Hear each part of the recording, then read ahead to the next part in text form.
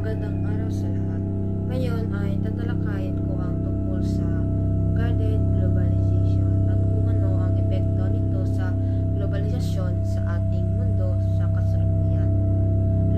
Alam naman natin na ang globalisasyon ay isang proseso kung saan nagkakaroon ng connection at ugnayan sa pagitan ng mga bansa sa iba't ibang panig ng mundo. Dahil dito, nagkakaroon ng palitan ng produkto, impormasyon, ideya, teknolohiya at kultura.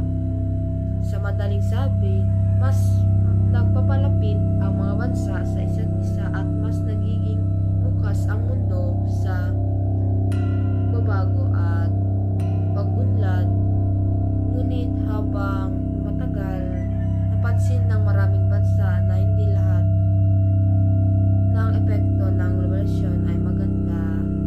May mga pagkakataon na ang labis na pagbubukas ng ekonomiya ay nagsanhi ng problema tulad pagkawala ng lokal na trabaho, pagkalugi ng maliliit na negosyo at sobrang pag-asa sa ibang bansa. Dahil dito, unting-unting lumitaw ang konsepto ng guarded globalization.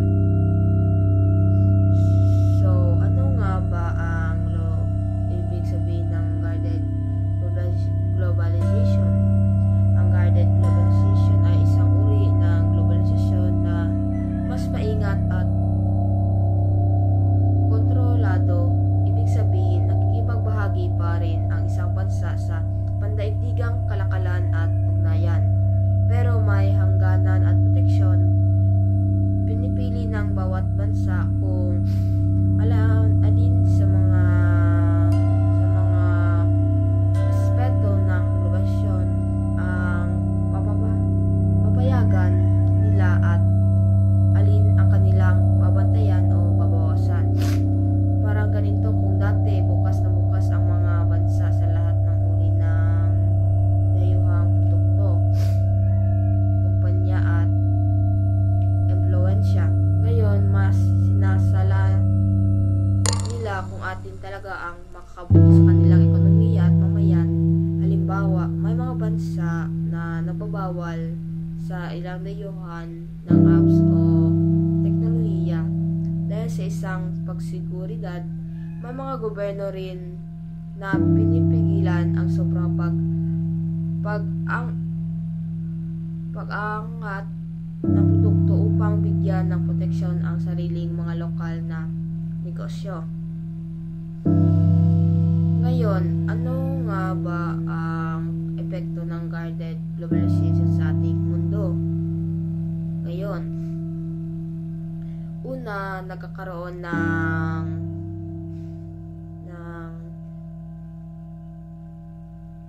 balanse sa pagitan ng pagiging bukas at pagiging maingat. Hindi tulad dati na halos lahat ay tinatanggap, ngayon mas pinag-iisipan ng mga bansa kung alin ang talagang kailangan. Ito ay nakatutulong upang maiwasan ang sobrang pagdepende sa ibang bansa at mapanatili ang kalayaan sa sariling desisyon.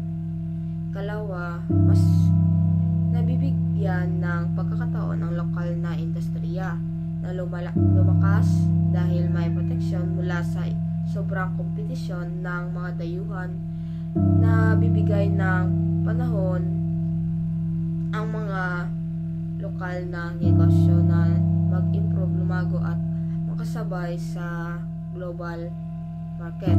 Halimbawa, kung dati ay puro imported na produkto ang benta, ngayon pinapahalagaan na rin ang mga lokal na tatak.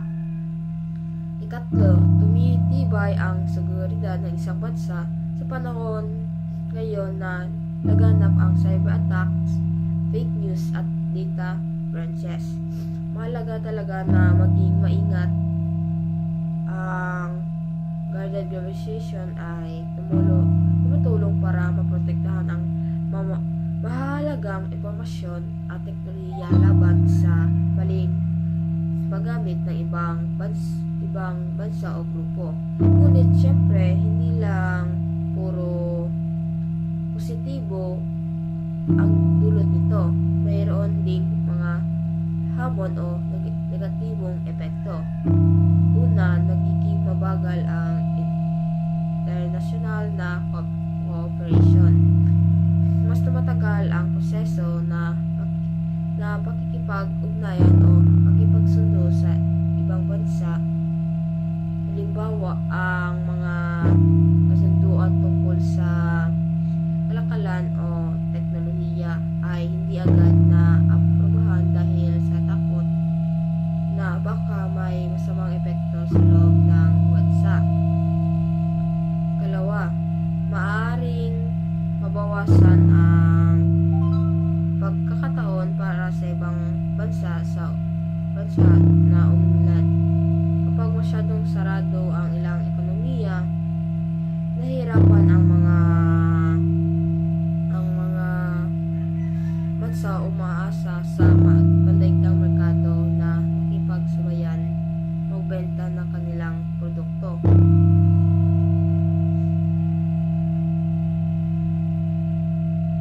Kung titignan natin ang guarded globalization ay parang bagong anyo ng globalization na may nakatuon sa proteksyon kaysa lubos na pagbubukas.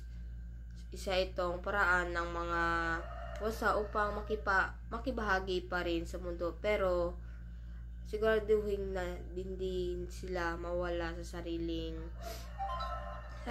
direksyon. Ito ay tanda ng pagkatuto mula sa mga nakaraang karanasan ng labis na globalization, na hindi lahat ng bukas ay maganda at hindi rin lahat ng sarado ay masama.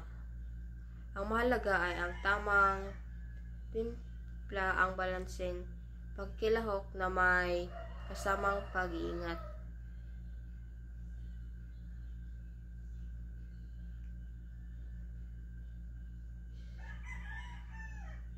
Sa kabuuan ay ang guarded globalization ay nagpapakita ng bagong pananaw sa pakikipag-ugnayan ng mga bansa. Habang patuloy ang globalization, pinapaalala nila na dapat nating pahalagaan ang ating kalayaan, seguridad at sariling kakayahan bilang isang bansa. At yun lang po. Salamat.